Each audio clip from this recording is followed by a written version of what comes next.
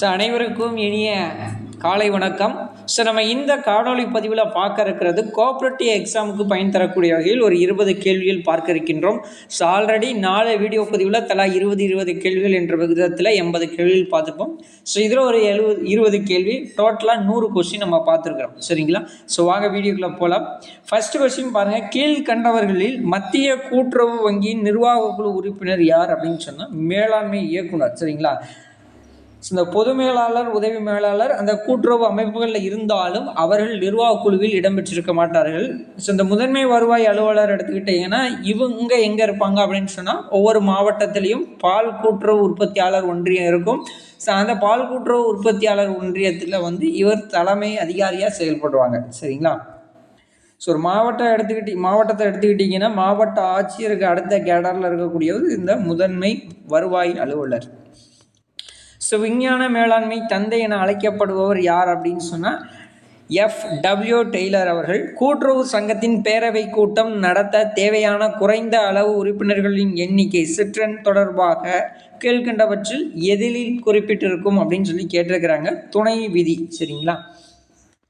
கூட்டுறவு சங்க பேரவை கூட்டம் நிதியாண்டு முடிந்து எத்தனை மாதத்திற்குள் கூட்டம் நடத்தப்பட வேண்டும்? ஒரு நிதியாண்டு முடிந்து 6 மாதத்திற்குள் அந்த கூட்டுறவு சங்கத்தின் பேரவை கூட்டம் நடத்தப்பட வேண்டும். அடுத்த கொஸ்டின். சங்க துணை விதி திருத்தம் மேற்கொள்ள கீழ்கண்ட எந்த கூட்டத்தில் தீர்மானம் இயற்றப்பட வேண்டும்? சரி, எல்லாத்துக்குமே காமனாக தெரியும், பேரவை கூட்டம். சாதாரண நிர்வாக குழு கூட்டம் குறைந்தபட்சம் எத்தனை மாதத்திற்கு ஒரு முறை நடத்த வேண்டும் அப்படின்னு சொல்லி கேட்டிருக்காங்க. குறைஞ்சது 3 மாதத்திற்கு ஒரு முறை கண்டிப்பாக நிர்வாக குழு கூட்டம் ஒரு கூட்டுறவு சங்கத்தில் நடைபெற வேண்டும்.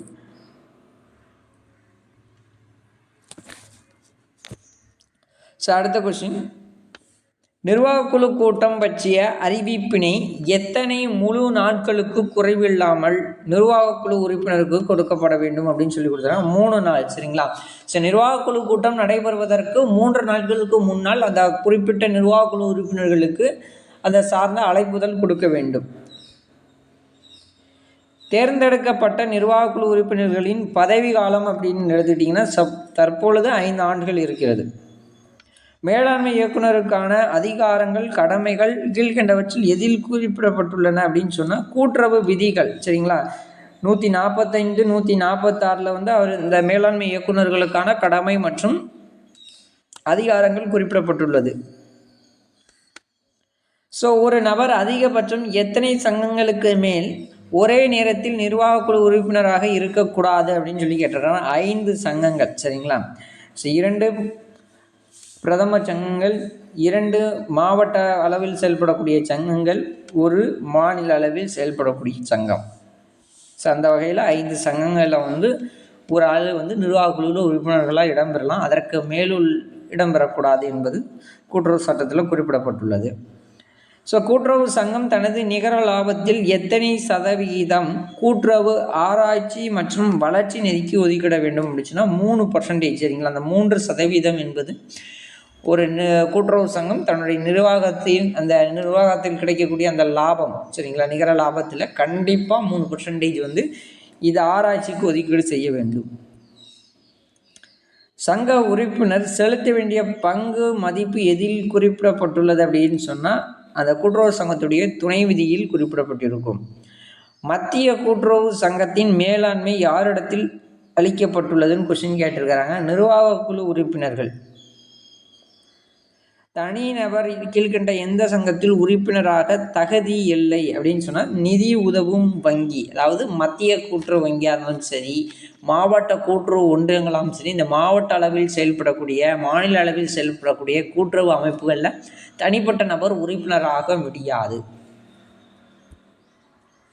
சங்கத்தில் பராமரிக்கப்படும் தீர்மான புத்தகம் எத்தனை ஆண்டுகள் வரை பராமரிக்கப்பட வேண்டும் சொன்னால் அந்த சங்கம் இருக்க வரைக்கும் கண்டிப்பாக அந்த தீர்மான புத்தகத்தை பராமரித்து வர வேண்டும். சரிங்களா? அதுக்கு தான் ஆன்சர் நிரந்தரமாக.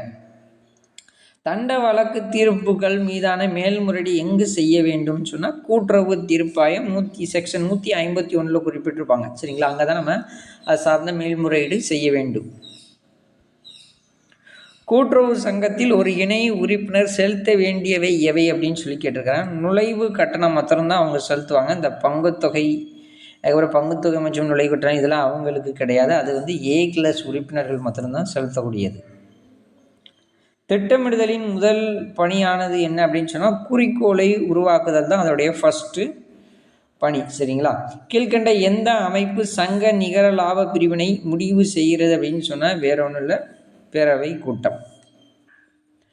ஒரு சங்கத்தின் கணக்குகள் மற்றும் புத்தகங்கள் பராமரித்து வர வேண்டியது யாருடைய பொறுப்பு அப்படின்னு சொன்னால் முதன்மை அலுவலர் சொல்லக்கூடிய செயலருடைய முதன்மை பணி அந்த சங்கத்தில் உள்ள புத்தகங்கள் மற்றும் கணக்குகளை பராமரித்து வரக்கூடியது அவருடைய முதன்மை பணி, முதன்மை அலுவலர். அவர் இல்லாத பட்சத்தில் வந்து தலைவர். சரிங்களா? இது எந்த ஆர்டிகல் சொல்கிறது அப்படின்னு சொன்னால் பிரிவு 84 இதை தெளிவாக சொல்கிறது. சரிங்களா? சார் நம்ம சேனலுக்கான புதிய டெலிகிராம் சேனல் லிங்க் வந்து கீழே டிஸ்கிரிப்ஷனில் இருக்குது. வாட்ஸ்அப் சேனல் லிங்க்கும் கீழே டிஸ்கிரிப்ஷனில் இருக்குது. மறக்காமல் ஃபாலோ பண்ணிக்கிடுங்க. ஸோ பிடிஎஃப் லிங்க்கு கீழேயும் இருக்குது, ப்ளஸ் உங்களுக்கு டெலிகிராம் சேனல்லையும் நான் ஷேர் பண்ணியிருக்கிறேன். அங்கேயும் போய் டவுன்லோட் பண்ணிக்கிடுங்க. நன்றி, வணக்கம்.